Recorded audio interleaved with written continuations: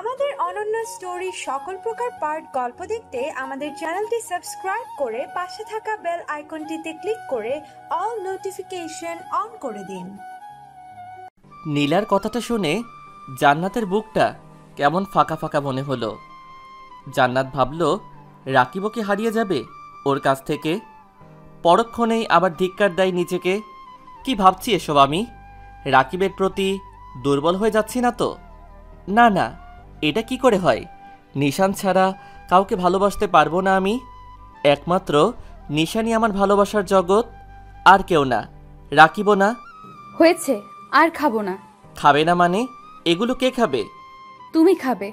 না না, আমি একা খাবো না, আমার সাথে তোমাকেও খেতে হবে। আমি আর খাবো না, প্লিজ।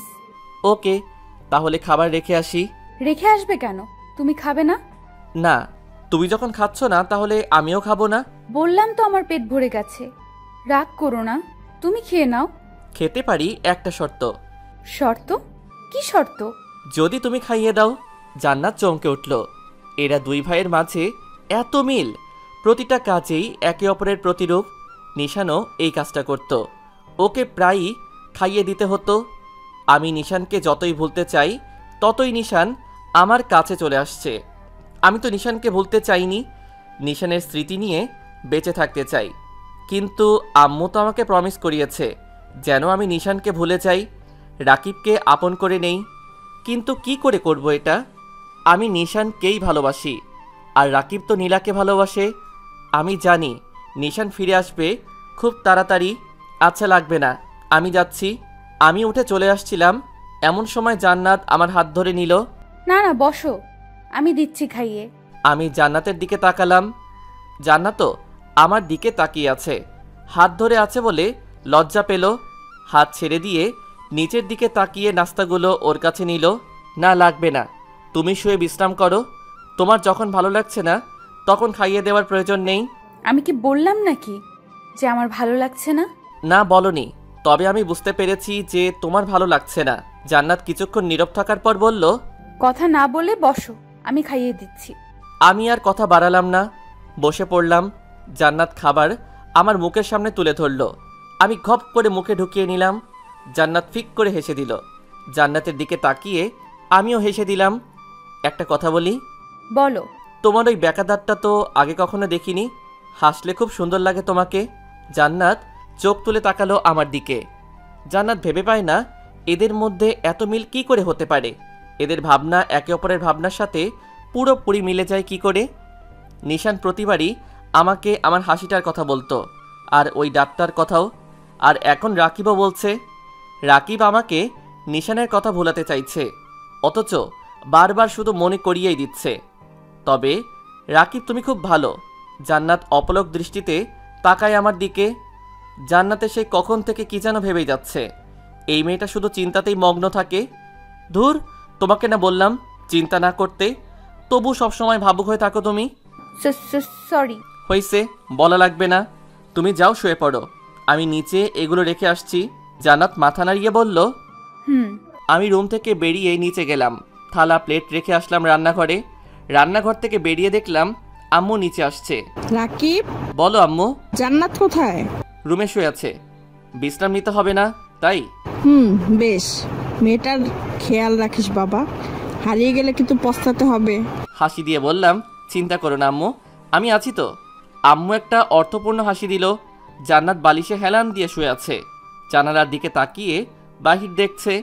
রাকিব বুঝে নেয় কি করে যে আমি ভাবছি। কি এক আশ্চর্য ক্ষমতা ছেলেটির।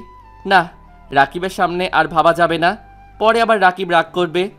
জান্নাতের এখন নিশানের কথা খুব মনে পড়ছে, কাঁদতেও পারছে না ভয়ে। রাকিব যদি রাগ করে। আবার আম্মুকেও প্রমিস করেছে, কিন্তু ভিতরে ভিতরে পড়ে যাচ্ছে জান্নাত। জান্নাত তার এক হাত পেটের উপর রাখল, বাবুকে ছুঁয়ে দিচ্ছে।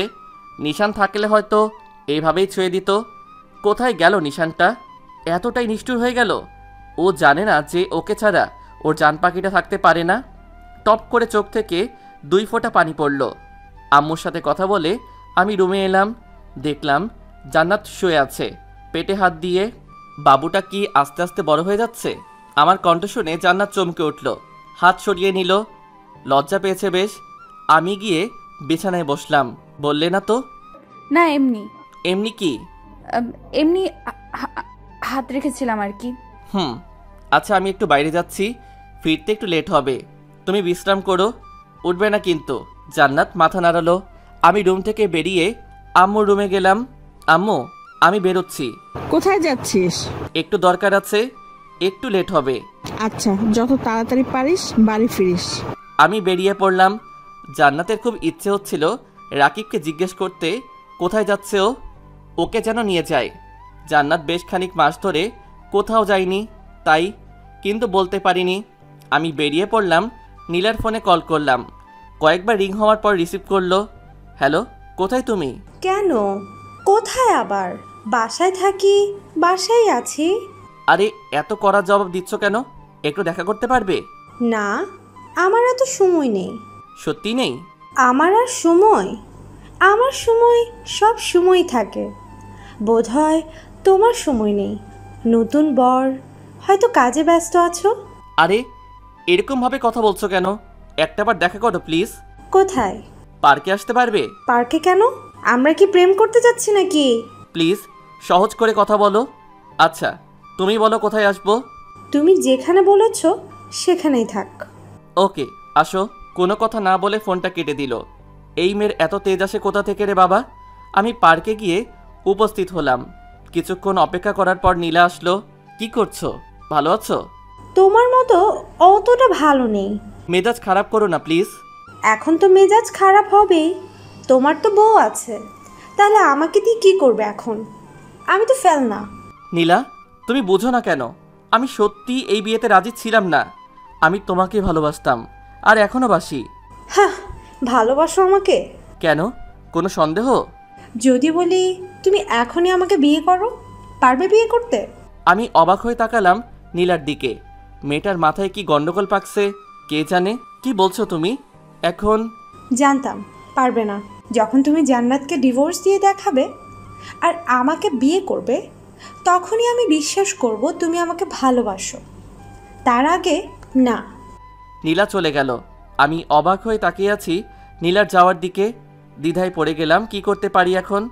আমি তো রিয়েলি নীলাকে ভালোবাসি, কিন্তু নীলা আমাকে যে পরিস্থিতিতে ফেললো, এখন কি করতে পারি? নীলাকে ভালোবেসেছি সেহেতু বিয়েও করতে হবে। কিন্তু এদিকে জান্নাত, আমার যা মনে হচ্ছে জান্নাতকে আমি একটু স্বাভাবিক করতে পেরেছি, কিন্তু এখন যদি এমন কিছু করি তো জান্নাত ভেঙে পড়বে। যদিও ও আমার জন্য দুঃখ করবে না, তবুও আমি ওর বন্ধু। নীলাকে কি হারিয়ে ফেলবো? না, এটা হতে পারে না। আমি নীলাকে ভালোবাসি, তাই নীলার দেওয়া শর্ত আমি মেনে নিতে রাজি। বাসায় ফিরলাম, খুব কষ্ট হচ্ছে। নীলা এমন করতে পারলো? কি করে বের হই এই গোলকধাঁধা থেকে? একদিকে জান্নাত আমার বিয়ে করা স্ত্রী, একদিকে প্রেমিকা নীলা আমার ভালোবাসা। জান্নাতকে ডিভোর্স দিলে আম্মু আর জান্নাতও কষ্ট পাবে। আম্মুর সিদ্ধান্ত ছাড়া তো কিছুই করতে পারবো না, আর নীলাকে ছাড়া তো আমি অসম্পূর্ণ। বাসায় ফিরে সোজা রুমে গেলাম। জান্নাত রুমে নেই। কোথায় গেল মেয়েটা? বলেছিলাম বিশ্রাম করতে, আর উনি কোথায় যে গেল? আম্মুর রুমের দিকে গেলাম। কিরে, এসে গেছিস? জান্নাত কোথায়? কোথায় আবার? রুমেই আছে, দেখ গিয়ে। পেলাম না তো। ভালো করে খুঁজে দেখ, রুমেই কোথাও আছে মনে হয়। রুমে এসে চারিদিক খুঁজে দেখলাম, কোথাও নেই। বারান্দায় কারো উপস্থিতি টের পাচ্ছি, মনে হয় বারান্দায় আছে। বারান্দায় গিয়ে দেখলাম জান্নাত বারান্দার গ্রিলে হাত রেখে দাঁড়িয়ে আছে, বাহির দেখছে বোধহয়। বলেই গেলাম শুয়ে বিশ্রাম নিতে, আর উনি বারান্দায় দাঁড়িয়ে বাহিরের দৃশ্য অবলোকন করছেন। জান্নাত বারান্দায় দাঁড়িয়ে বাহিরের দিকে তাকিয়ে আছে। অনেক দিন হলো বাহিরটা দেখেনি। আব্বু আম্মু তো বাসায় নিতে চাইছিল, কিন্তু যাইনি। রাকিব আর আমার বিয়ের দিন আম্মু ভিজে ভিজে চোখে তাকাচ্ছিল, তারপর আর আসেনি। বোধহয় মেয়ের এই কষ্ট দেখতে পারবে না বলে আসছে না। রাকিবটা সে কখন গেল, এখনও এলো না। ও পাশে থাকলে ভালোই লাগে, একাকিত্ব গুছিয়ে উঠতে পারি। কত সুন্দর সুন্দর কথা বলে, আমার কত কেয়ার নেয়। রাকিব কি নীলারও এমন কেয়ার নেয়? আমি অনেকক্ষণ ধরে দাঁড়িয়ে আছি, জান্নাত এখনও টেরই পাইনি। কি এত ভাবে মেয়েটা? নেই। আমার কথা শুনে জান্নাত চমকে পিছনে ফিরে তাকালো, অবাক দৃষ্টিতে তাকিয়ে আছে আমার দিকে। জান্নাত খুব বড়সড় শখ খেলো। রাকিব বুঝলো কি করে আমি মনে মনে কি ভাবছি। হ্যাঁ, নেই। তুমি এই জগতে নেই, তুমি এখন ভাবনার জগতে। কি এত ভাবো? আমি কতক্ষণ ধরে দাঁড়িয়ে আছি তোমার সেদিকে খেয়ালই নেই। জান্নাত আমার কথা শুনে বিস্ময়জনক কাটিয়ে উঠল। ও তোমাকে না বলেছিলাম বিশ্রাম নিতে? তাহলে এখানে কি? প্রকৃতি প্রেমী হওয়ার ইচ্ছা আছে নাকি? না, শুয়ে থাকতে ভালো লাগছিল না, তাই এখানে দাঁড়িয়ে বাহির দেখছিলাম। ও, তুমি তো অনেকদিন হলো ঘুরতে যাও না। জান্নাত মাথা নাড়ালো। তাহলে আজ যাবে? কোথায়? ঘুরতে। জান্নাত আমার দিকে তাকিয়ে রইল। কি হলো? যাবে মানে যাবে, মানা করার চান্স নেই। কিন্তু কোনো কিন্তু না, সন্ধ্যায় আমরা ঘুরতে যাচ্ছি, এটাই ফাইনাল। ওকে? না মানে বললাম তো, আর কোনো কথা নেই, আমার ডিসিশনই ফাইনাল। জান্নাত মাথা নিচু করে দাঁড়িয়ে রইল। দুপুর হয়ে গেছে, লাঞ্চ সেরে নিতে হবে। একটু আগেই না খেলাম সকালের নাস্তা, তো এখন আবার খাবো কি করে? কেন হা করে খাবে? জান্নাত হেসে দিল। তারপর, সন্ধ্যায় যাচ্ছ তো? মানা করতে বারণ করলে তো, তাহলে তো যেতেই হবে, তাই না? Good girl.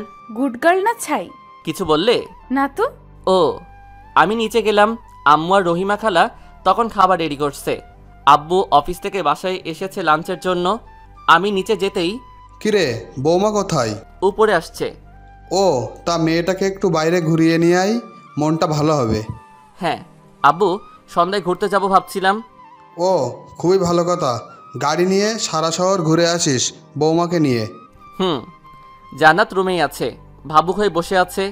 রাকিব বুঝে নিল যে ও ঘুরতে যেতে চায়। কি করে? আশ্চর্য।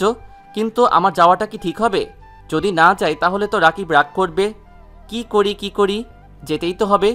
নিশানটা যে কেন এমন করলো আমার সাথে? আজ তো রাকিবের বদলে নিশানের সাথে ঘুরতে যাওয়ার কথা ছিল, কিন্তু নিয়তি সেটা হতে দিল না। নিশানের বদলে রাকিবকে ঠিক করেছে নিয়তি। কিন্তু রাকিবকে আমি কি করে মানা করি? ও তো মানা করতেও বারণ করেছে। যাক, এসব কথা এখন নিচে যাই, না হয় ও নিজে উপরে এসে যাবে। জান্নাত রুম থেকে বেরিয়ে নিচে চলে গেল। জান্নাতের জন্য অপেক্ষা করছিলাম। জান্নাত সিঁড়ি দিয়ে নিচে নামলো। জান্নাতকে দেখতেই আব্বু স্নেহপূর্ণ একটা হাসি দিল। গুড। দুপুরে আম্মু আব্বুর কথায় আমরা হেসে উঠলাম। আমরা জানি আব্বু জান্নাতকে হাসানোর জন্য বলেছে এটা। জান্নাতরা ফিক করে হেসে দিল। শুভ নুন। আম্মু তো হাসতে হাসতে গড়াগড়ি খাচ্ছে জান্নাত আর আব্বুর কথাবার্তার ধরন দেখে। কেমন কাটলো আজ দিনটা? ভালো কেটেছে আব্বু। সন্ধ্যায় আরও ভালো কাটবে। সন্ধ্যায় তুমি আর রাকিব বেড়াতে যাবে। জান্নাত আমার দিকে তাকালো। জান্নাত হয়তো ভাবিনি আমি আব্বু আম্মুকে বলবো ব্যাপারটা। আচ্ছা, এখন আয় বস, খেয়ে নে আম্মু। জান্নাত আমার পাশে বসলো। গল্প করতে করতে খাবার খেয়ে নিলাম। আব্বুও অফিসে চলে গেল। আব্বুকে টিফিন সাথে দিলেও বাসায় খেতে আসে। সে নাকি একা একা খেতে পারে না, সবার সাথে খেতেই নাকি মজা। সন্ধ্যা হয়ে গেছে। আমি রুমে গিয়ে দেখলাম জান্নাত আলমারিতে কি যেন খুঁজছে। কি খুঁজছো? শাড়ি?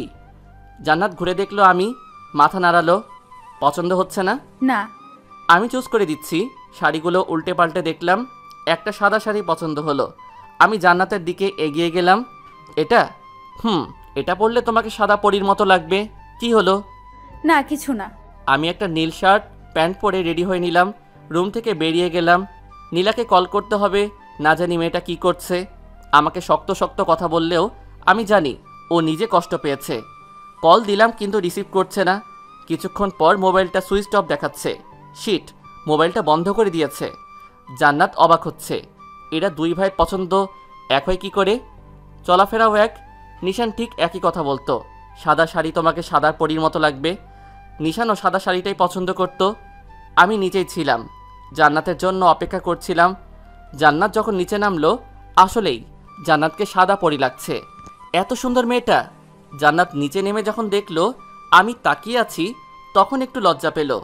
কি হলো, এভাবে তাকিয়ে আছো কেন? না, এমনি। আম্মু যাচ্ছি। যা, যতক্ষণ মন চায় ঘুরে ফিরিস। জান্নাত একটা হাসি দিল। গাড়ি উঠলাম দুইজন। গাড়ি আমি ড্রাইভ করছি। জান্নাত বাইরের দিকে তাকিয়ে আছে, বাইরের দিকটা দেখছে। জান্নাতকে নিয়ে একটা নদীর কিনারায় নিয়ে গেলাম।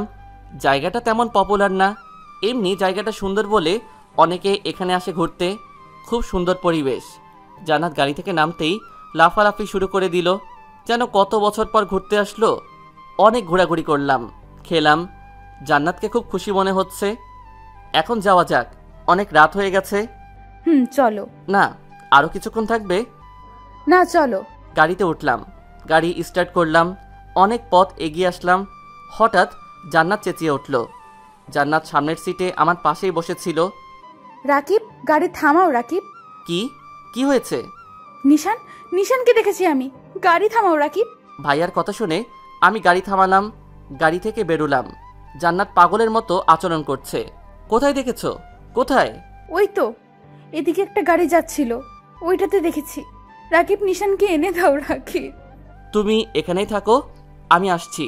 আমি দৌড় দিলাম, চারিদিকে খুঁজতে লাগলাম। একটা গাড়ি দেখলাম, গাড়ির পিছনে ছুটলাম, কিন্তু নাগাল পেলাম না। দৌড়ে গাড়ির পাশে এলাম। জান্নাত দাঁড়িয়ে আছে, কাঁদছে। রাকিব, নিশান কোথায় রাকিব? তাড়াতাড়ি গাড়িতে ওঠো, তাড়াতাড়ি।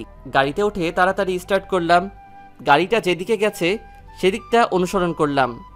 কিন্তু আপনারা ভিডিও দেখছেন কিন্তু লাইক কমেন্ট করছেন না, এটা কিন্তু খারাপ অভ্যাস। সবাই চেঞ্জ করবেন, মনে কষ্ট নিয়েন না।